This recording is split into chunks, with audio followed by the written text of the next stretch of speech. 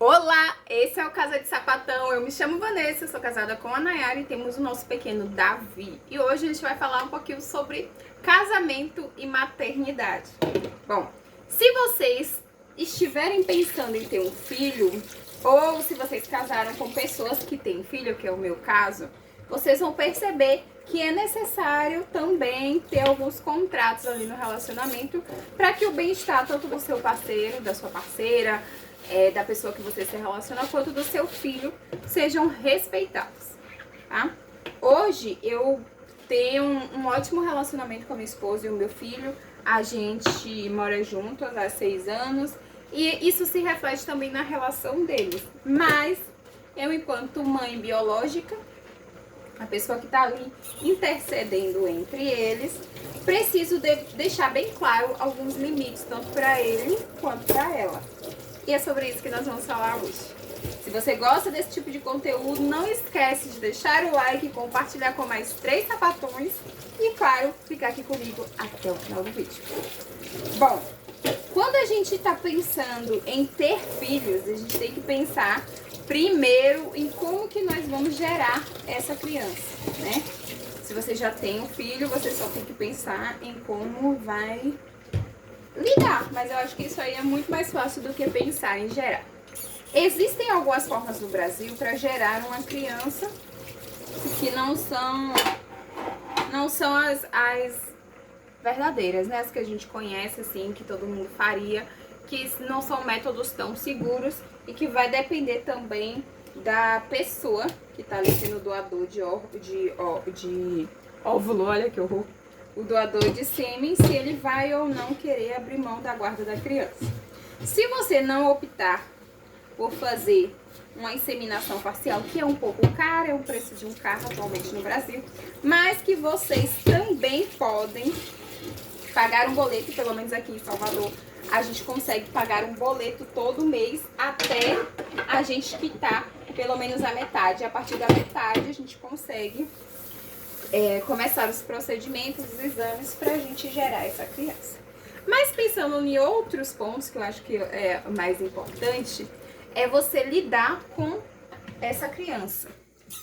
Como que você vai fazer para ter responsabilidade maternal, ambas partes, com essa criança? Primeiro, você vai precisar entender que no relacionamento não existe um homem. Sim, nós vivemos num país onde a heteronormatividade reina e sim, as pessoas tendem a ficar perguntando a todo momento quem é o homem da relação ou como que essa pessoa vê, se chama de pai, se chama de mãe, inclusive nas escolas. Segunda coisa, vocês precisam entender como funciona o maternar quando você é uma mulher casada com outra mulher. Claro que a gente vai precisar dobrar a atenção. Uma das coisas que nós passamos aqui com muita frequência, eu e minha esposa, mesmo meu filho não sendo filho biológico dela, ele a chama de mãe. A gente teve alguns comentários na rua sobre a sexualidade da gente com relação a ele, que ele era filho de sapatão, coisa desse tipo. Então você tem que preparar a mente do seu filho para lidar com esse tipo de comentário. E sinto muito dizer, esses comentários não cessam, principalmente porque na adolescência se torna pior. O pessoal da escola, eles vão fingir a todo momento que são empáticos, né? Que entendem, mas eu procurei a melhor escola possível aqui da Redondeza, matriculei meu filho no Dia das Mães. A gente consegue ir às duas, ou ia, né, as duas, em atividades que fossem relacionadas ao maternar. Isso era excelente, era muito bom. Terceira coisa que você vai precisar é pensar quando você estiver aí maternando em uma maternidade lésbica, né? Não necessariamente lésbica, como é que eu posso... Sáfica, tá, fica melhor. Em uma maternidade sáfica. É como vocês vão lidar com a família, porque a gente precisa proteger os nossos filhos dos comentários dos familiares. Sim, infelizmente, a gente precisa proteger os nossos filhos contra esse tipo de comentário.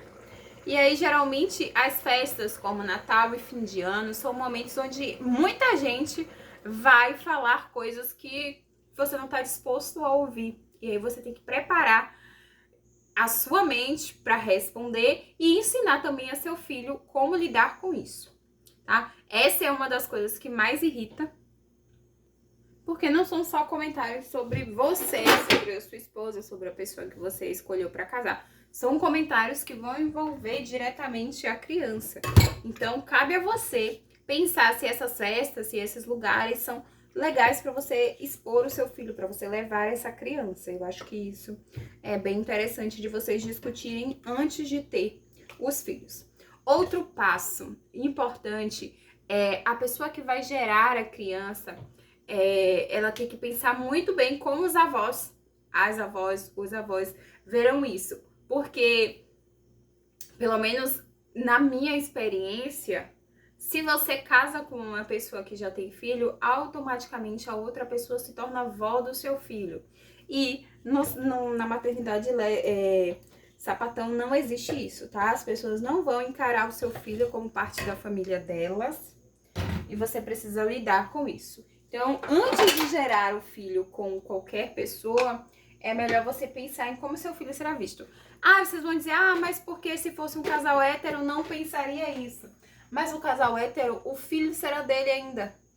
O filho será dela, então eles têm 2 avós e 2 avós. Enquanto numa maternidade sáfica, você vai precisar pensar se realmente você quer que seu filho conviva com aquela pessoa e se aquela pessoa não vai fazer uma diferenciação do seu filho com relação aos outros netos. Se você estiver realmente disposta a encarar esse tipo de situação, você tem que pensar também como você vai criar mecanismos para defender essa criança. Então, acho que esses são alguns pontos que são interessantes de pensar antes de você gerar um filho. Se você tá pensando em engravidar ainda esse ano, eu acho excelente. Me chama para ser madrinha. Conta aqui nos comentários qual é o nome. Se você gosta de conteúdos como esse, ou já está gestando o seu filhinho, aqui na descrição eu deixei um guia prático maternal voltado pra gente de uma forma tão única que diz muito sobre como maternar, tá bom? Beijo grande e eu quero saber o nome desse baby. Se você ainda vai gerar ou se você já tá gerando.